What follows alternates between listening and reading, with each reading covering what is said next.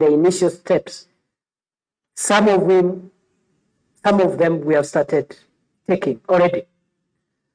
In this regard, we will utilize the labor, expertise, and equipment of our security agencies, including the National Youth Service, to reconstruct our country and to provide for livelihood support and resilience for our communities in the northern part of our country, as part of making sure the place remains safe and secure for local and foreign investment. That's where we are. During the period under review, we have also been able to initiate war on our number 3 priority national security threat, which is the trade, manufacture, use, and abuse of illicit and toxic alcoholic drinks, narcotics, psychotropic substances, and the engagement in other organized crimes. We have already done 2 regional forums. We will continue with other forums in Upper Eastern, at the coast, in Western, in Nyanza, every part of our country. The problem of toxic alcoholic drinks that are being manufactured and sold to our young people with detrimental consequences looks like a social problem. It's not a social problem. It's a very serious national security problem. If we are not careful, when all the adults today are gone from this country, we will not have a country to hand over to the next generation. And therefore, those who are engaged in the manufacture, sale, distribution of toxic and chemical-laced dangerous drinks, drugs of all types, your time in business in Kenya is over. We will fight with you with the same energy, clarity, focus, and make sure that we get you out of our country and you either look for something else to do, or we will get you something else to do, whatever that is. So again, that is something we've just initiated, and therefore maybe in the next accountability statement I'll be reporting progress, because we must win that war. The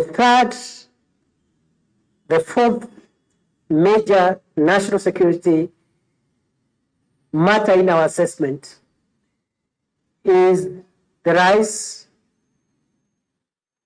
in violent extremism in several fronts.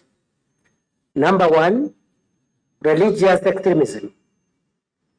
And I think the Shakahola example will just illustrate best that we have a problem in this country, which we regard as a religious problem, a social issue, but it's not. It's an extension threat to our country. We are still in Shakahola.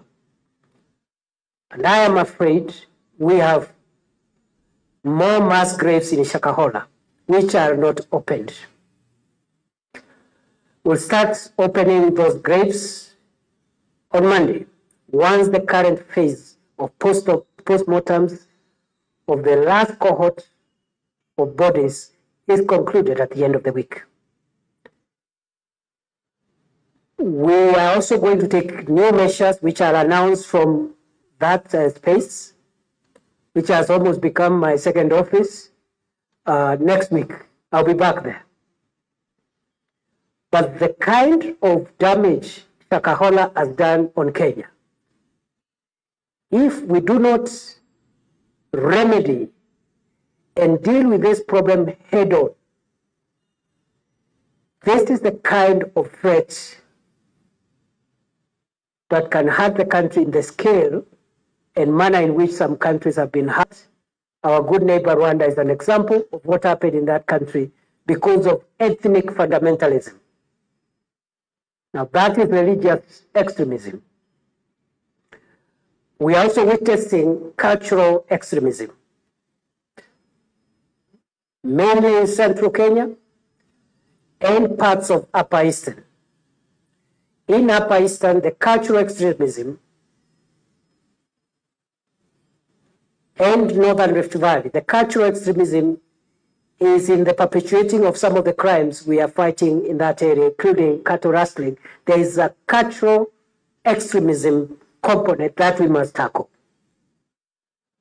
In central Kenya, we have seen during the period under review a reemergence of cultural extremism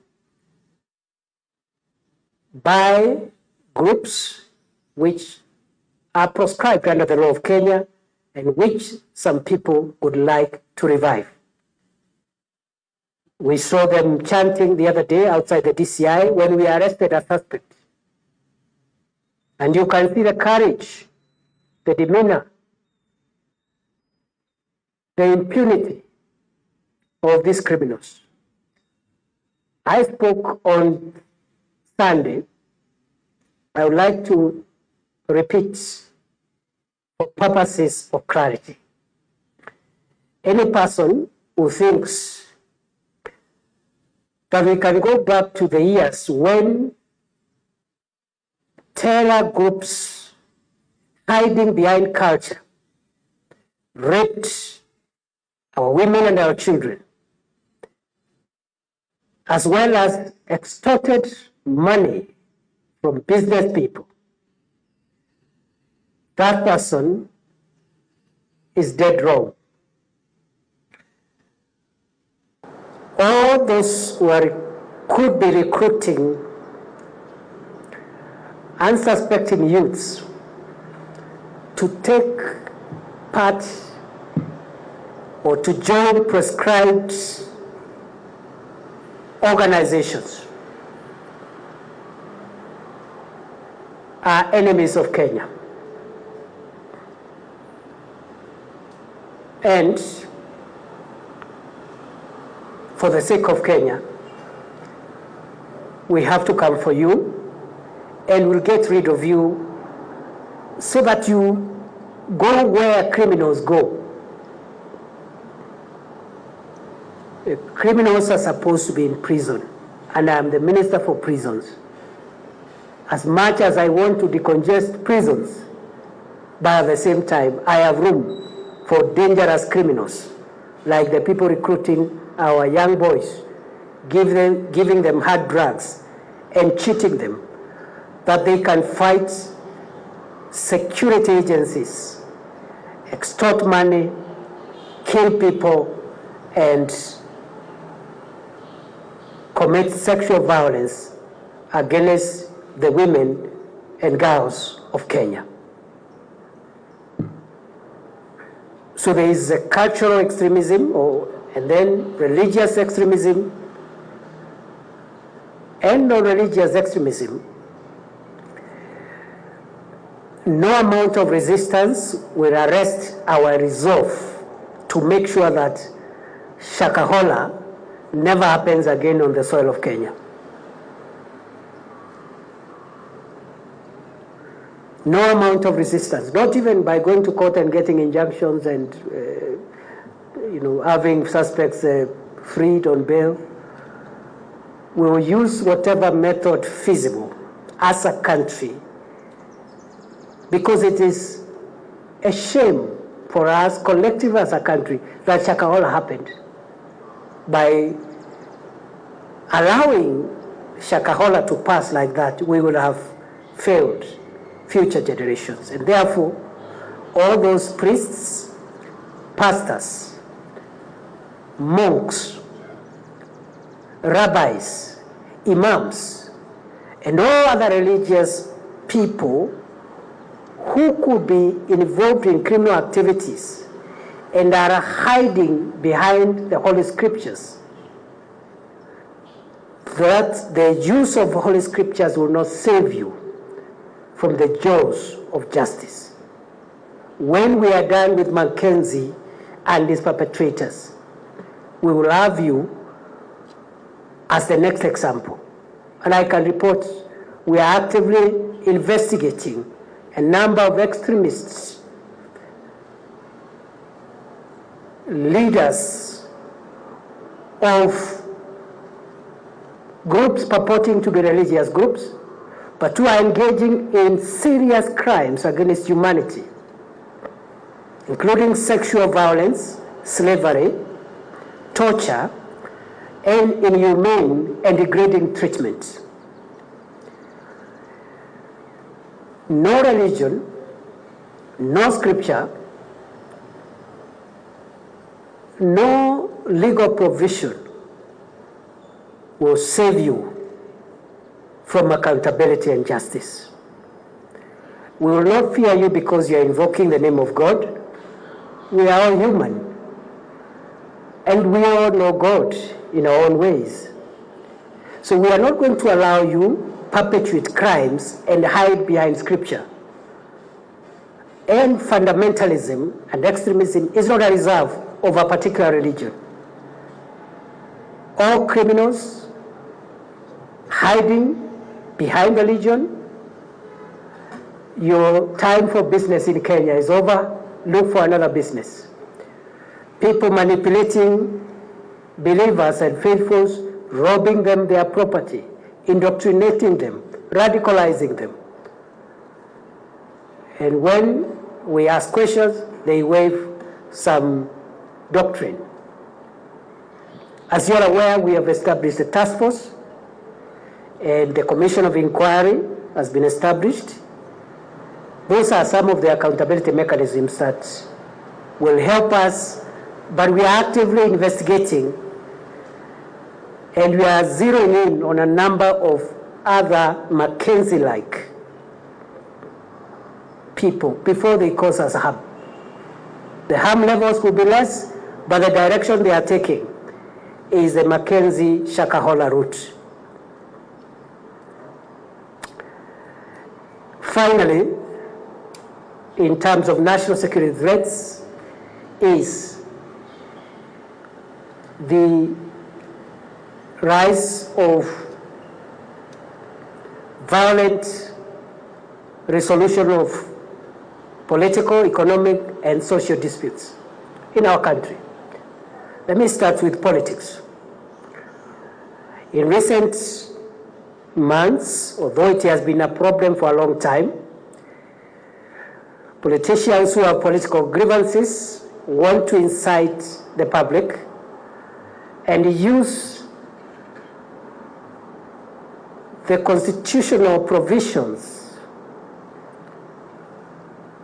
that are so clear and unambiguous.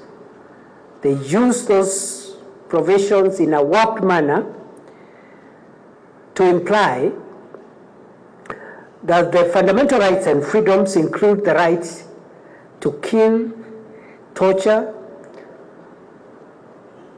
and loot people's property.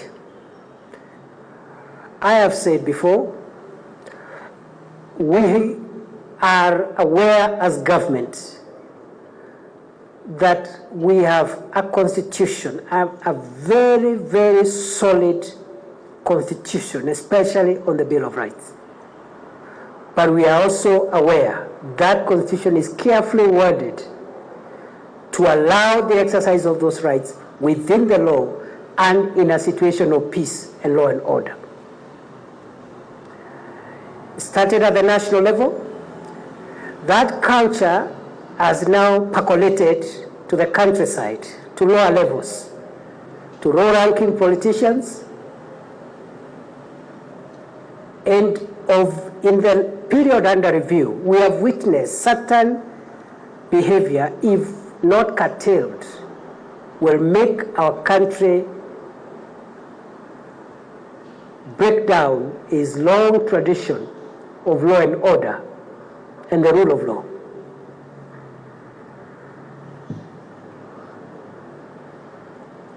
Last month,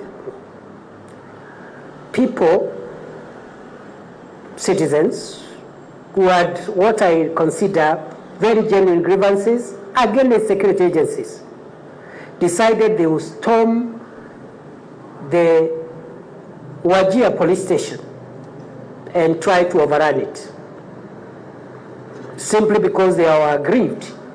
And as I have said, I think the complaints were justified. Last week, citizens who, in my view, appear to have some grievances which appear genuine, Kericho and Bomet. What are they doing? Attacking police officers, burning police vehicles, burning tea-picking equipment, looting shops. When you ask, you're told, we have a freedom to protest and air our grievances.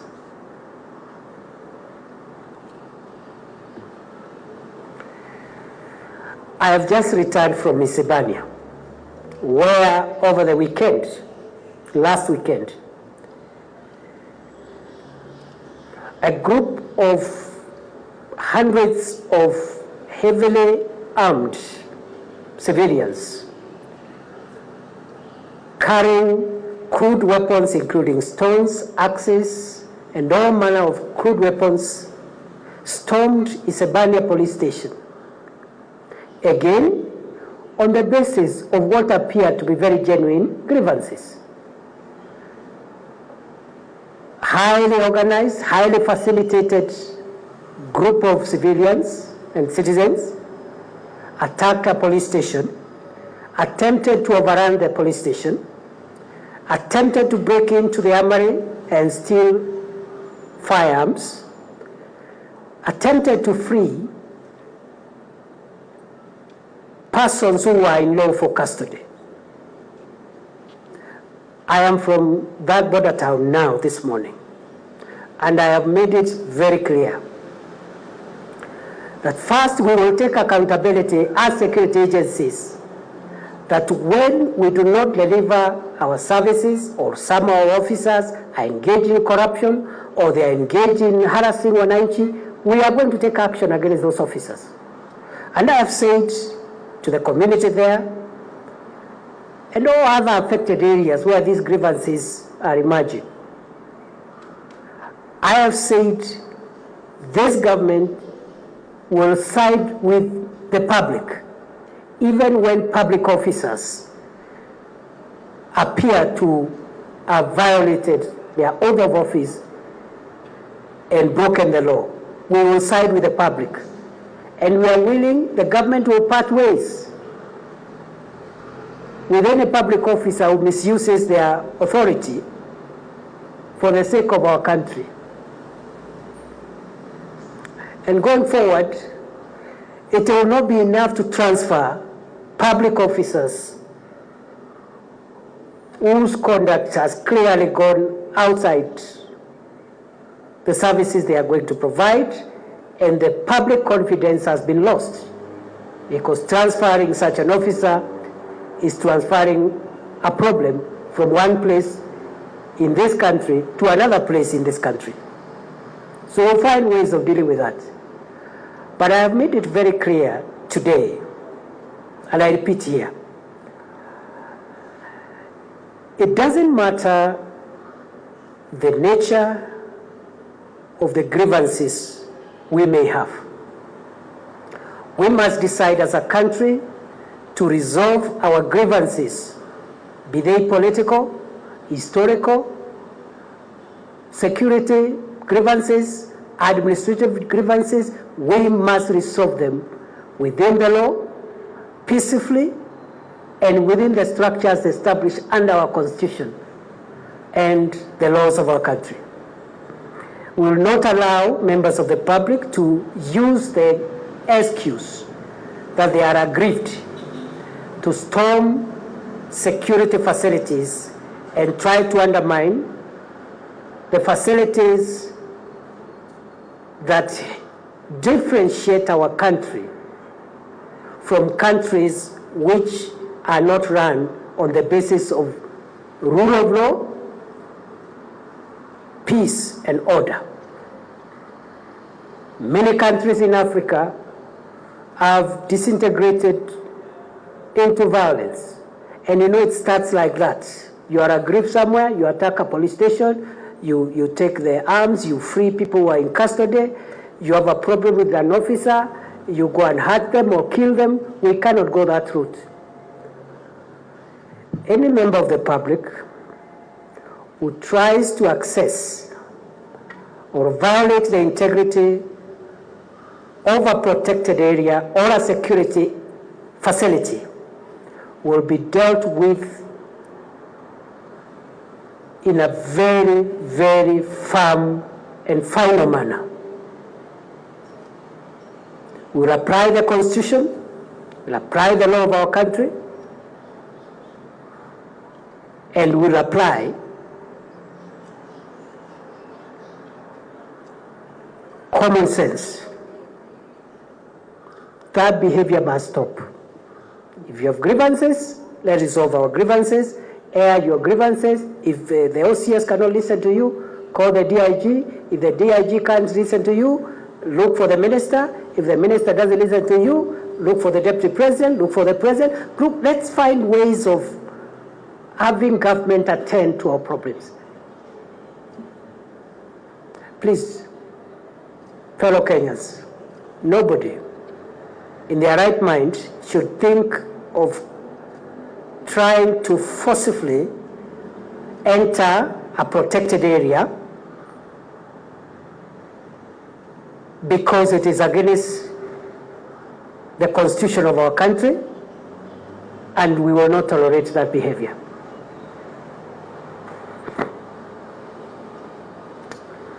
During the period under review, we have also established we have perhaps a final priority area of our national security, and that is climate change, which appears an environmental issue.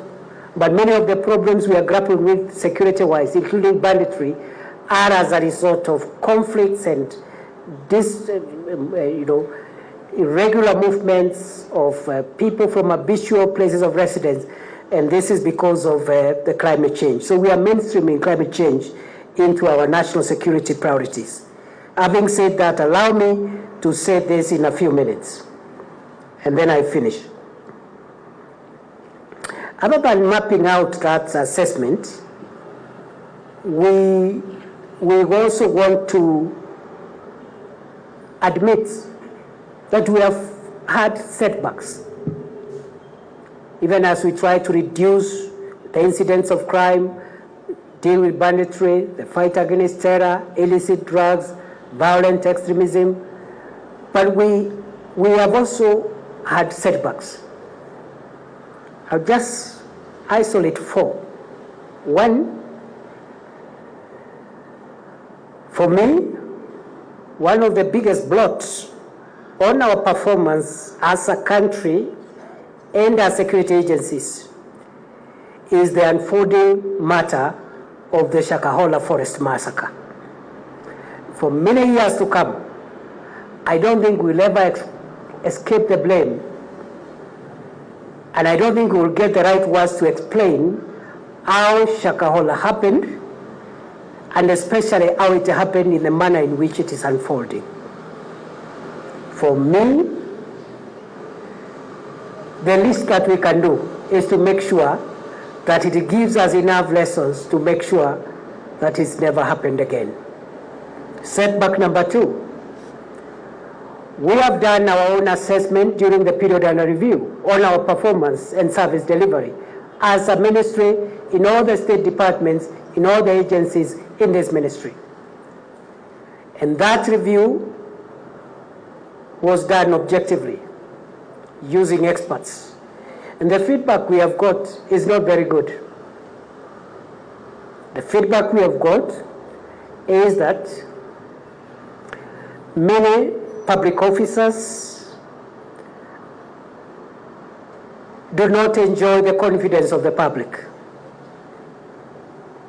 for one reason or the other, including corruption in some of our agencies. So I want to say that's a huge setback, and in the months ahead, we must look at how to win the confidence and the trust of the people of Kenya. All our agencies, all our 3 state departments, we are not doing very well in terms of confidence levels in our service delivery.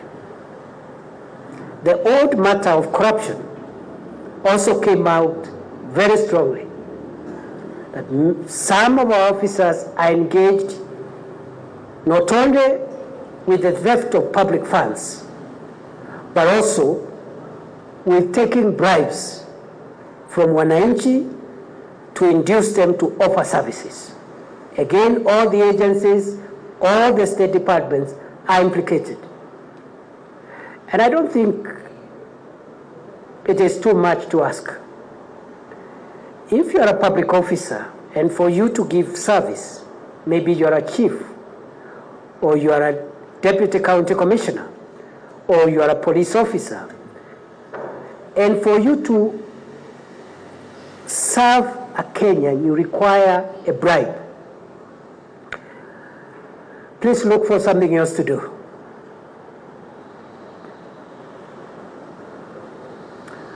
Because, truth be told, we are not looking very good. And it is not all officers, just a few people whose culture has destroyed this confidence of the public. So that issue of corruption and the diminishing public confidence is something that we want to work on, and we will be reporting progress in our next public accountability statement. And finally, organizational culture. The feedback we have got from our survey is that our work ethics, our organizational culture, our engagement with the public, matters corruption aside, is not as good. No, it's about culture and organization behavior. So we are going again to be looking for reforms around those things so that we address the setbacks. Lastly, in 2 minutes, I want to summarize some of the reform areas that we are looking at in the months ahead. Of course, we are waiting for the task force on the reforms, terms and conditions of work in the Kenya National Police Service and Kenya Prison Service. They were supposed to finish their work end of this month. They have requested for a final extension. And we have made it very clear that the government will not give them any further extension beyond 30th of June. They must have finished their work and handed over the report to the president, because we need closure on this matter. We are looking at some of the things I've shared about culture and organization change, improving career progression of our public officers in different agencies. We are looking at digitization of all our services in line with the government policy of automating and digitizing service delivery. We are also looking at decongesting prisons, and we have given ourselves a target that will reduce decongest prisons by several ways. Of course, we'll utilize the constitutional route of the power of mercy. We will also use the CSO judge to ensure that petty offenders can be given suspended sentences, and also some of the remandees on petty offenses that do not harm society do not have to stay in prison. Over half, more than half, nearly 60% of the inmates are remandees and involved in petty offenses. So we have to decongest our prison facilities by half within the next 1 year. We will improve, of course, service delivery in other areas. Within the prisons, we have also initiated a program of dignifying prisoners who are serving their sentences there. to be able to rehabilitate and reintegrate them.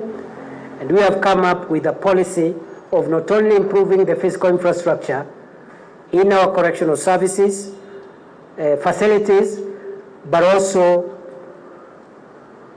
we have come with a special program of 1 prisoner, 1 bed, 1 mattress as a way of dignifying our prisoners, even as we look towards rehabilitating them. We'll modernize the prison enterprise workshop.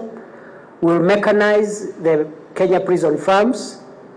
We'll modernize our probation and aftercare services department, which is not doing very well at the moment. We will bring down crime statistics. We will bring reforms within national government administration cadres, the Ngao cadres.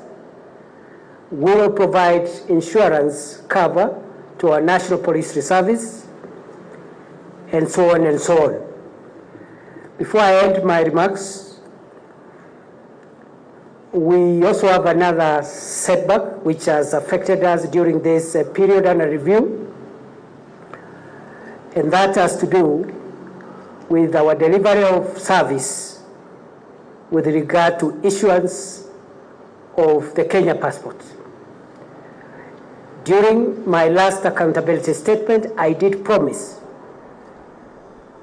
that we will be reforming that department, and the issuance of passports is one of our targets, to multiply Kenya passport holders from the current 3.5 to 10 million holders in 5 years.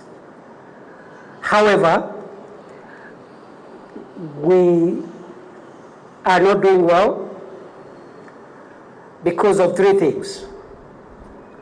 One, we had a small problem of pending bills incurred under the previous administration, which we had to resolve. 2, our passport printer broke down a few weeks ago. And 3, based on the very candid assessment which we have done internally, even without the knowledge of our officers, the feedback we are getting is that many of our officers are asking for bribes to provide Kenyans with passports in the wake of the unavailability of adequate stocks of booklets and the breakdown of the printer. I report that until now, we have a huge backlog of passport applicants, approximately 42,000, some of whom have waited for several months.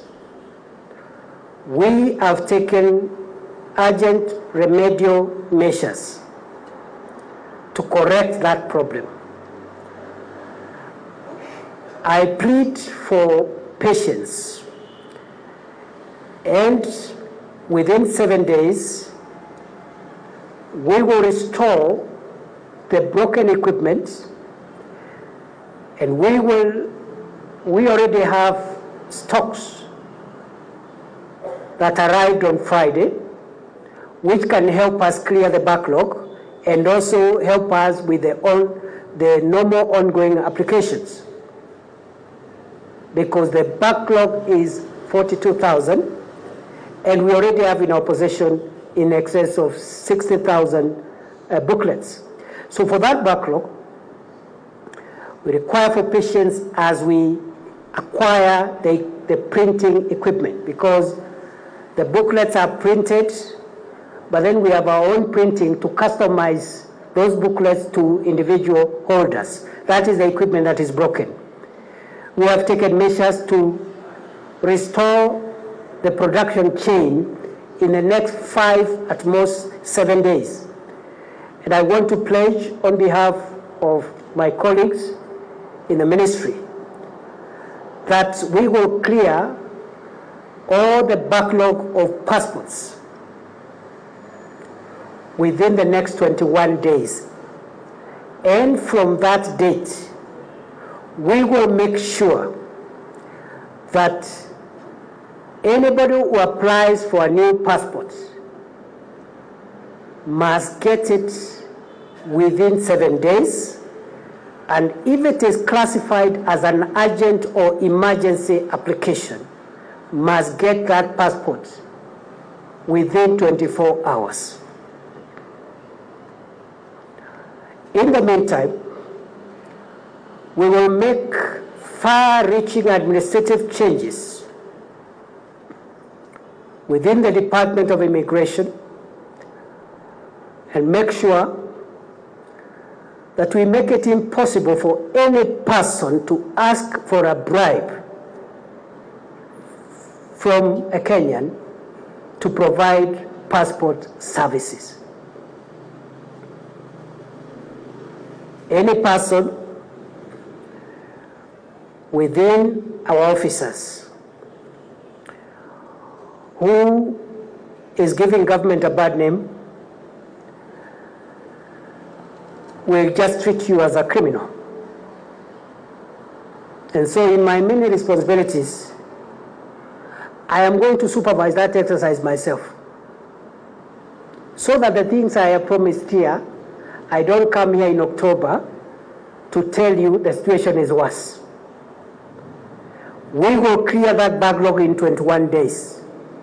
How we do it, we have to figure out. Once the backlog is cleared, any Kenyan from any part of the country who apply for a passport must get it in 7 days. If it is a medical, educational, or other emergency application that has clear deadlines, that passport must be produced and given to the applicant within 24 hours. Nataka nichukue nafasi hii kuwashukuru sana. Asanteni sana.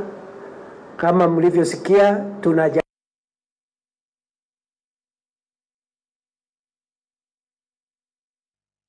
We value your feedback. If you would like to send unleashing our country's potential to make it an inclusive and prosperous society for all will be possible once we unlock the security matters. I'll take only one question. Because I have spoken for long, 2 questions. Because my colleagues here have also stood for a very long time. Afadhali mimi nilikuwa naongea. Yes, go in. I'll take 3 questions. Good evening, Wazir. Yes. As you said, I'm Chemutai Goin from Citizen TV. I have 2 brief questions. You have addressed the issue of cultural extremism. And one of the issues that we've seen and had utterances made by yourself as the Cabinet Secretary for Interior and the Deputy President, Honorable Rigathi Gachagua, is that there are certain individuals that are funding the resurgence of the outlawed Mungeki sect. And one of the persons mentioned is the former President Uhuru Kenyatta. First, have there been links that you've identified as the people in charge of the country's security of his involvement in the sort of resurgence of Mungiki, and what evidence or what are you doing about this? And 2, still on that bit of cultural extremism and possibly actually political, there was a raid at the Northlands property that is associated with the family of the former president. Have investigations into what transpired there commenced? What evidence do you have, or what is the status of investigations? Have arrests been made? Thank you. Shall I answer those ones first? It will take 1 minute to answer them. The first one is whether there is any evidence leading the former president to crime. I cannot comment on that. I'll respond by saying as follows: that any person who is involved in encouraging crime, doesn't matter their rank in society, they have a date with me and my officers. On the second one of the attack on Northlands, what happened in Northlands. It's a serious crime.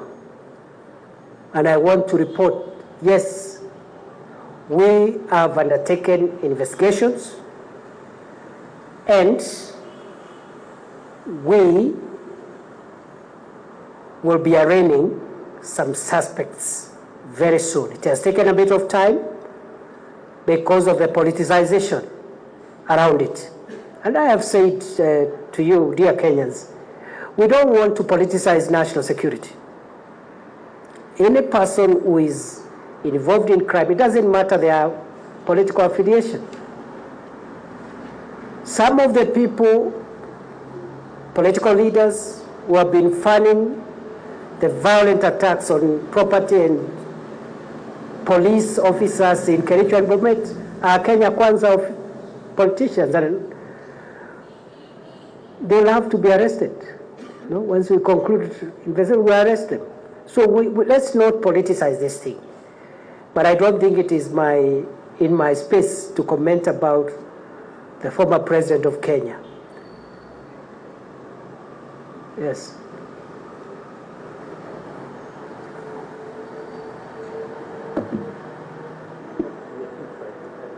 Si msaidia huyo. Any of you, both of you, any of you. Yes.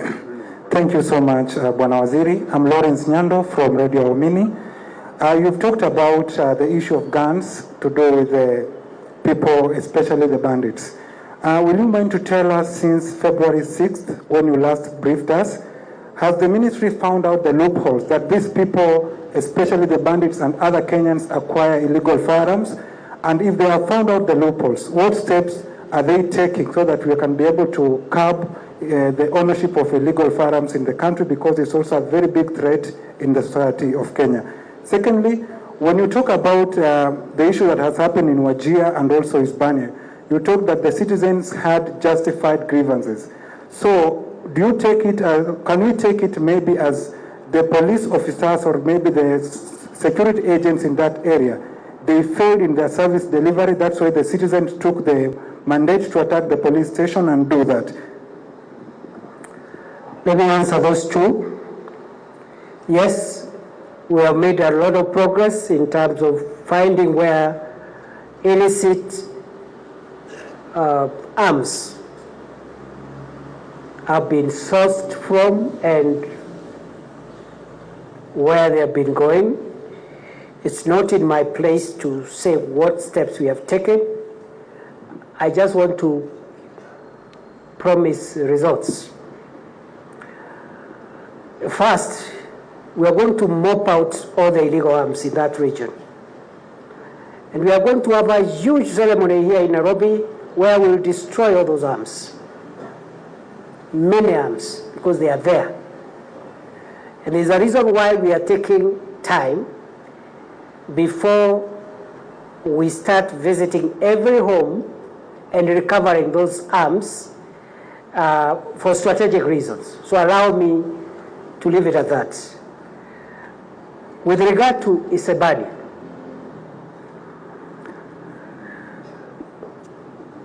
part of the problem, officers and other agencies, it's a complicated matter because that is a border town. We have had incidents there, even beyond the current incident that triggered the riots last week. There were other cases of crime, murder, extortion, trafficking in narcotics around that area, and ethanol illegally entering the country around that area. And part of the problem of that breakdown in service delivery is by public officials. And the government, therefore, as I've said earlier, will remove all the officers there, and as we transport them out of Isebania, we may not be taking them to news stations for the reasons which I said earlier. Because taking them to news stations is transferring a problem to another part of the country which equally deserves good services. So I agree. And it's not just police officers, even customs officers, immigration officers. And for the people to be angry enough to attack a security facility, definitely they must have bring grievances. But on the other hand, that is not the way to resolve grievances. Nobody in Kenya should ever dream or think ever again of attacking a police station or a security facility.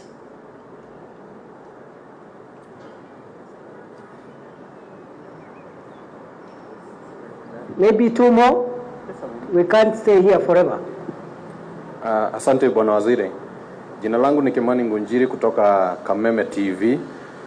Ningependa kuuliza swali kutokana na lile jambo ambalo umelizungumzia linahusiana na masuala ya maandamano ambayo yamekuwa yakifanyika hapa nchini, na hasa miezi kadhaa ambayo tumeshuhudia maandamano ya upinzani, na kuna vifo ambavyo vilitokea wakati ule ambavyo maafisa walitajwa.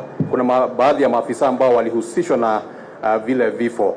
Sijui kama waziri wa usalama wa ndani umefanya nini ili kuhakikisha ya kwamba wale ambao walitajwa wamewajibika. Naomba niseme hivi,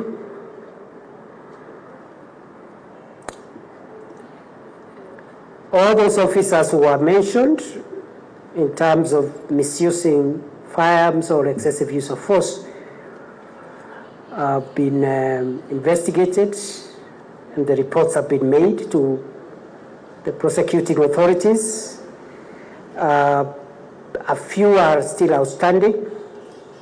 Some of the investigations were done by our internal affairs unit, the National Police Service.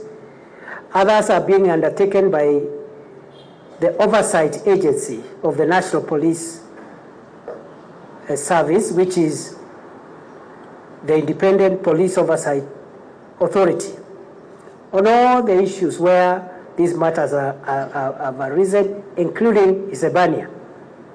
So some are ongoing, and the government policy is that any police officer or any security officer who misuses their firearms outside the law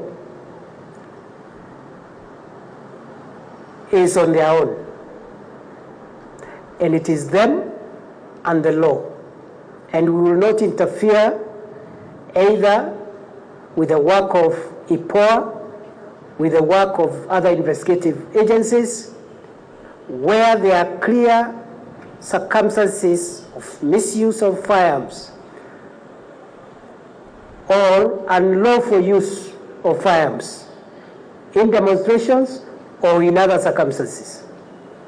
But at the same time, the government of Kenya will protect and stand behind every security officer who uses their firearms within the Constitution and the law to defend life in the manner in which the Constitution, the law, and the standing orders of the National Police Service permit.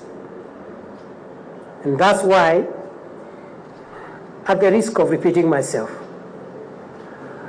any Kenyan who think they can attack a police station and attack an armory are mistaken. And all the leaders who are facilitating Kenyans to run down our country and take it through a slippery path of lawlessness will arrest you, will charge you, whether you are in Kenya Kwanza or Azimio or you have no party.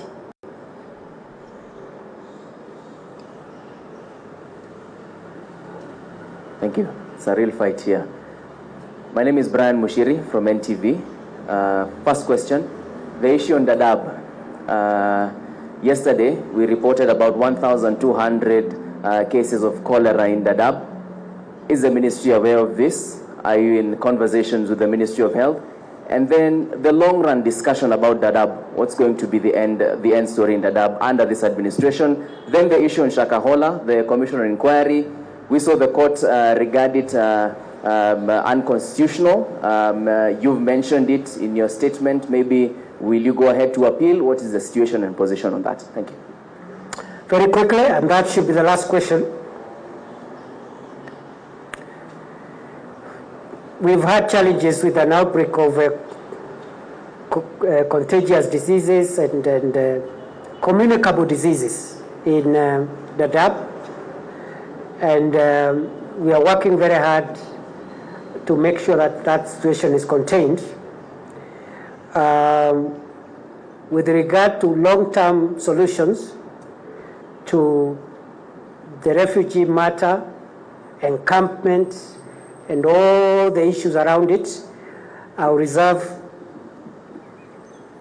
that to the pronouncements that we will make on 20th of June, which is the World Refugee Day.